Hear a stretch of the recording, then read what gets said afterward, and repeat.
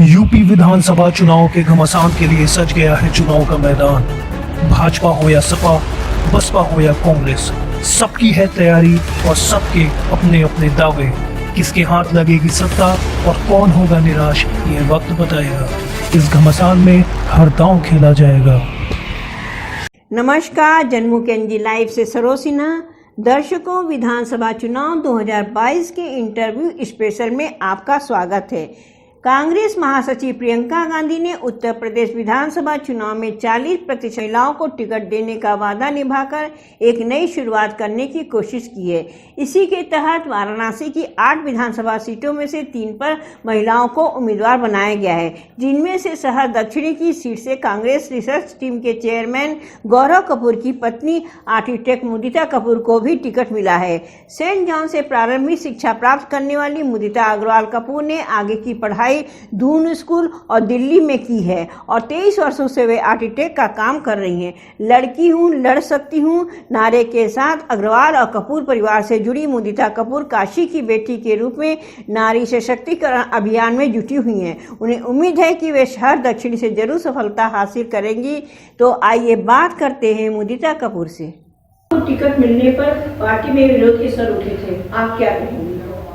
जी, अब विरोध बिल्कुल भी नहीं है।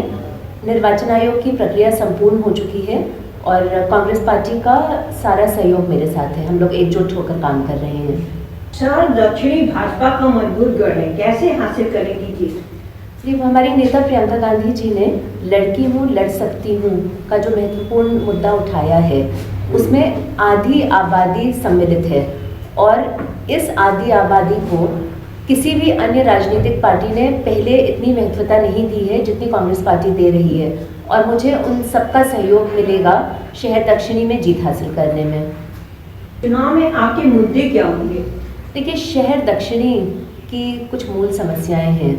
ये हमारे शहर का CBD है, ये व्यापारी बहुल्य क्षेत्र है और सबसे ज़्यादा दिक्कतें अगर पिछले कुछ वर्षों में सामना किया है तो वो किया है व्यापारी वर्ग ने। चाहे वो चौक क्षेत्र में कल मैं गई, वहाँ पर आवागमन की इतनी बड़ी समस्या है कि ग्राहक तो क्या, दुकानदार तक अपनी दुकान खोलने नहीं पहुँच पाता है और इस वजह से पीढ़ी दर पीढ़ी जो लोग वहाँ पे व्यवसाय कर रहे हैं, जिनका पुश्तैनी धंधा है वहाँ पे, वो लोग मजबूर हैं उस क्षेत्र को छोड़ के बाहर चले जाने में। तो ये तो शहर दक्षिणी का एक बहुत बड़ा लॉस है। और तो और दुकानदार अपनी दुकान तक पहुंचने में जब गलियों के द्वारा आ रहे हैं, उनका चालान हो जा रहा है। अपनी दुकान के आगे स्कूटर खड़ी करने पे उनका चालान हो जा रहा है। तो हम अपने व्यापारी भाई बहनों को कैसे मौका दें अपना व्यवसाय और सुगम तरीके से चलाने का? तो ये एक बहुत ही बड़ा मुद्दा है जिसको हमें अपने व्यापारी भाइयों के साथ मिलकर इसका निवारण करना है। एक बहुत बड़ी समस्या है GST की उथल पुथल।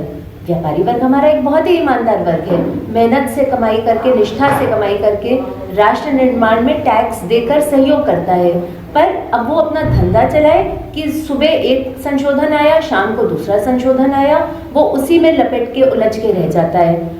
ये उम्मीद थी व्यापारियों को कि एक राष्ट्र एक टैक्स होगा, पर अब अतिरिक्त मंडी शुल्क हो जाने से फिर से एक इंस्पेक्टर राज का भय व्याप्त हो रहा है। तो व्यापारियों की समस्या दूर करना, उसी जब तक अर्थव्यवस्था नहीं हमारे क्षेत्र की मजबूत होगी तब तक कोई भी प्रगति होना बहुत ही मुश्किल है। हमें खुद अपने पैरों को मजबूत करना है।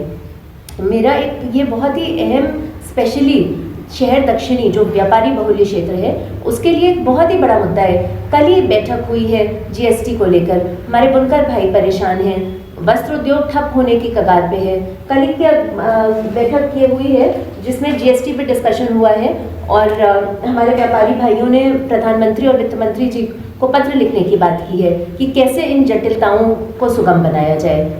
तो ये एक मुख्य मुद्दा रहेगा कि कैसे शहर दक्षिणी मुख्यतर के लोगों को कैसे इन समस्याओं से निवारण इनको दिलाया जाए।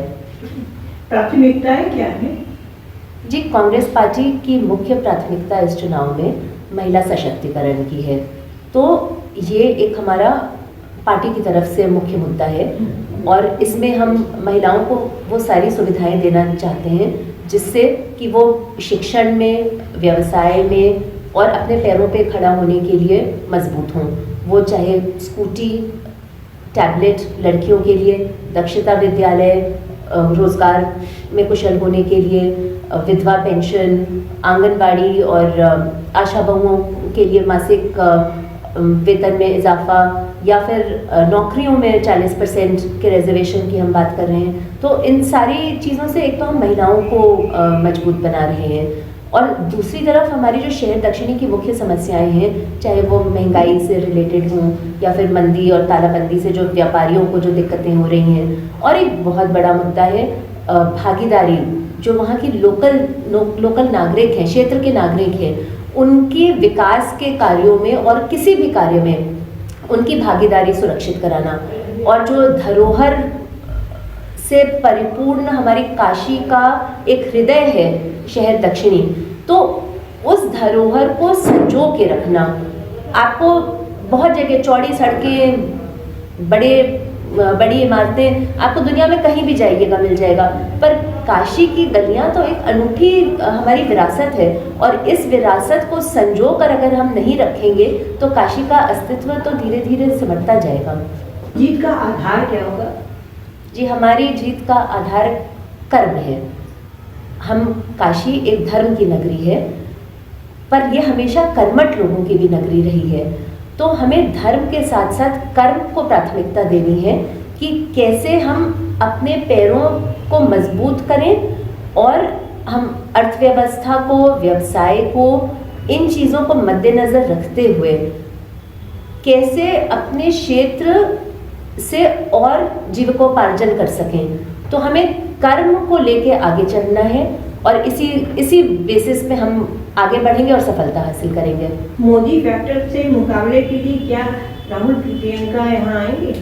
जी, वो हर जगह जा रहे हैं, हर जगह लोगों से मिल रहे हैं, रैलियां कर रहे हैं, और शहर दक्षिणी तो इतना महत्वपूर्ण क्षेत्र है कि मुझे नहीं लगता कि ये और उनके क्षेत्रों से अलग होगा। वो ज़रूर आएंगे यहाँ पर। लड़की हूँ लड़ सकती हूँ, इस स्लोगन के साथ कांग्रेस ने महिलाओं के लिए टिकट वितरण में प्राथमिकता दी है। कितनी सफलता मिलेगी महिलाओं को? देखिए, ये जो मुद्दा है, लड़की हूँ लड़ सकती हूँ, ये एक दिन का मुद्दा नहीं है। ये एक सामाजिक परिवर्तन की बात है, और सामाजिक परिवर्तन एक दिन में नहीं होता है। तो हम जब किसी सोशल रेवोल्यूशन की बात करते हैं तो हम आगामी 5, 10, 15, 20, 50 साल को लेकर चलते हैं। आदिकाल से हमारे समाज में महिलाओं को पीछे रखा गया है, महिलाओं को एक घर के दायरे में सीमित करके रखा गया है। पर हम सब बदलाव देख रहे हैं कि हमारे घरों में, हमारे बंधु बांधवों के साथ जिन घरों में लड़कियां बिल्कुल नहीं पढ़ाई, उच्च शिक्षा के लिए जाती थी, अब सब जगह धीरे धीरे लड़कियां आगे जा रही हैं। पर हम ये भी देखते हैं कि उच्च शिक्षा हासिल करने के बाद भी बहुत सारी लड़कियां फिर उन पे प्रेशर होता है कि वो शादी करके फिर अपना घर चलाएं और वहीं तक सीमित रहें। पर अब काफ़ी लोगों की विचारधारा में जो बदलाव आया है, ये मुहिम उसको और तेज़ करेगी। रिजल्ट हो सकता है इमीडिएटली ना दिखे, पर ये तो एक शुरुआत है एक प्रक्रिया की, तो वो धीरे धीरे ये कारगर होगी। 140 महिलाएं जब लड़ रही हैं उत्तर प्रदेश विधानसभा चुनाव में, तो इसका अवश्य असर ज़रूर दिखेगा। हमारे लोकसभा और राज्यसभा में 11 से 12% है महिलाओं की भागीदारी, पर जब हम उतनी महिलाओं को लड़ने का अवसर देंगे तभी तो उनकी भागीदारी बढ़ेगी, और आप देखिएगा ये उत्तर प्रदेश के चुनाव में इसका ज़रूर असर दिखेगा।